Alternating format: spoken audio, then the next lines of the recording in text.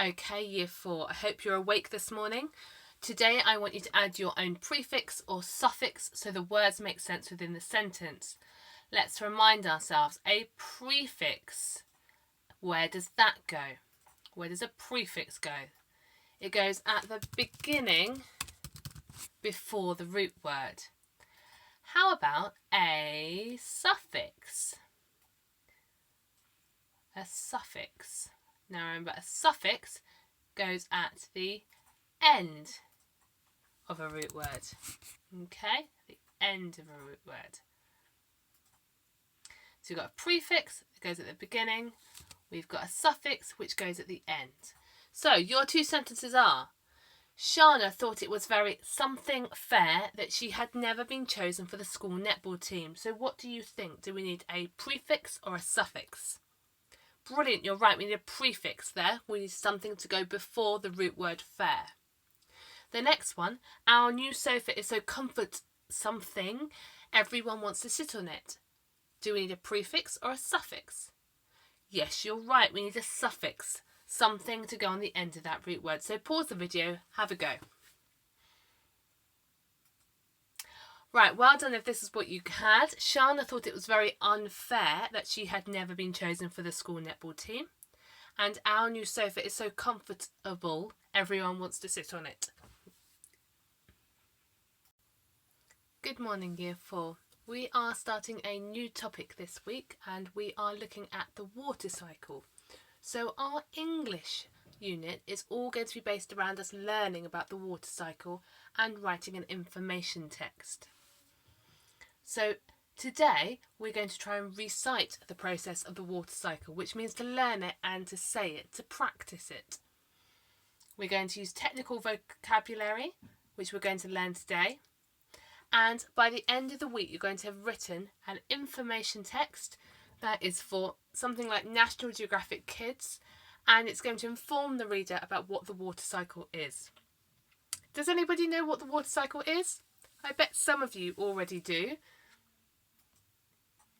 So, in order to learn about the water cycle, I'm first of all going to play you a video. So,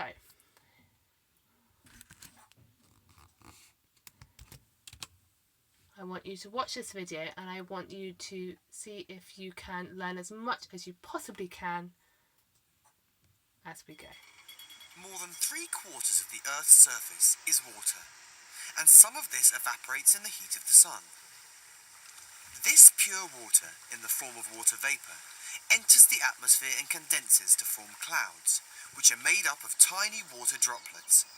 Eventually, as the droplets get bigger, they fall as rain, or snow, or hail.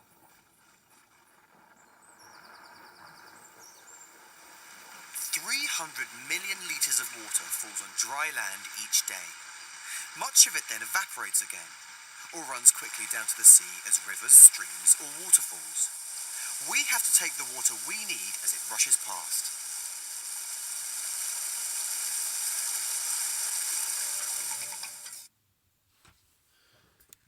Okay, so that was a little introduction to the water cycle. I've got a video now from the Met Office which goes into a little bit more detail about the different processes that happen within the cycle itself. I wonder if you can write down as we're watching the different stages that you think happen to make up the water cycle.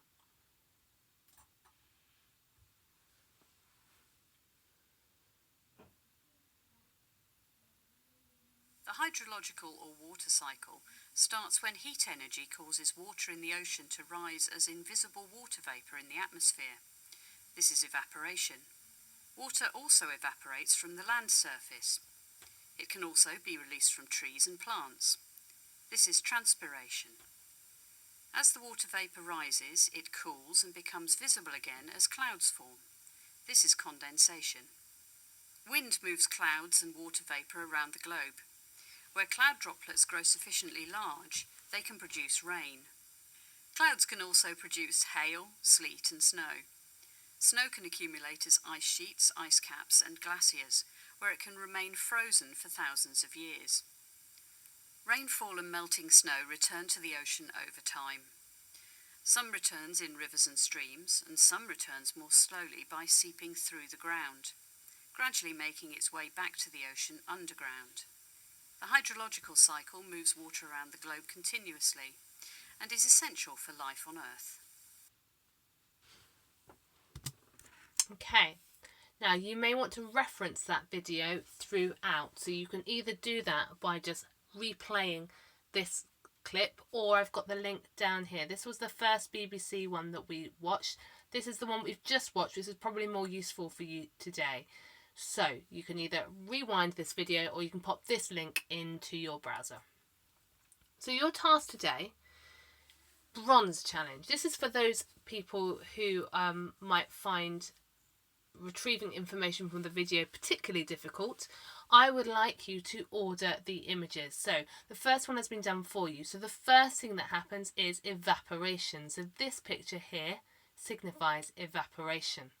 Okay, then I want you to draw an arrow for the second thing that you think happens, the third thing, and the fourth thing. So you might just need to watch that video once again. Silver challenge, which is where most of you will start, you have a diagram here of the water cycle, starting with evaporation. You've got condensation into clouds, precipitation, which is when it rains or snows. Okay, and then you've got the runoff. So again, if you watch that video, you will see those stages. Now what I want you to do is I want you to label that diagram with the labels evaporation, condensation, precipitation and collection. Now if you haven't got a printer or a paper copy, what would be really lovely, or you might decide to do this yourself, is to draw your own picture to represent the water cycle. Okay. Your extension task there is to, from watching the video again, can you add on any extra detail? There is a lot of information in that Met Office video. You can learn an awful lot, and it will help you to inform what you're going to write in your information text later on. If you want to go into the gold challenge, again, if you haven't got the printout, you can draw your own picture. That would be wonderful. I want you to give me a definition of evaporation, condensation, precipitation and collection. And those definitions can be found in the video, or you could use a dictionary or an online dictionary. Again, your extension from watching the video is can you add in extra detail. So what I'm going to do is I'm going to go back to that Met Office video because I think it's really handy. I'm going to play it one more time. Now you know what your task is, you can start making notes on those stages. But again, feel free to watch it as many times as you want to.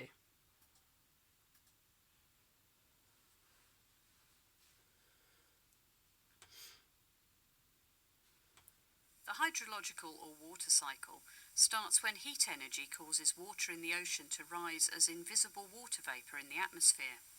This is evaporation. Water also evaporates from the land surface.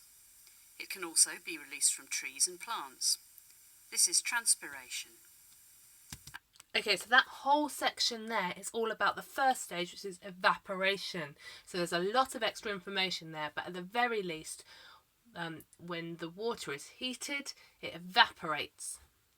As the water vapour rises, it cools and becomes visible again as clouds form. This is condensation. Wind.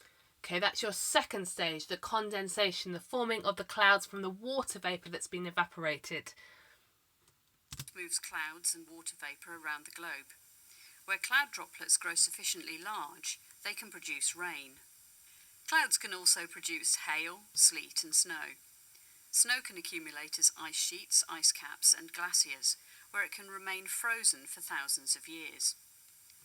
Rain. Okay, this is all the precipitation. Precipitation is the rain and the sleet fall when it comes from the clouds. So that's the fall of the water onto the land. Fall and melting snow return to the ocean over time. Some returns in rivers and streams, and some returns more slowly by seeping through the ground. That stage is your collection stage. So that's when all the water is collecting back down to the rivers, streams and seas, back round so that it can be evaporated once again. Gradually making its way back to the ocean underground. The hydrological cycle moves water around the globe continuously and is essential for life on Earth. Okay, so hopefully you're now prepared to have a go at your task, and we look forward to seeing your work year 4. Well done.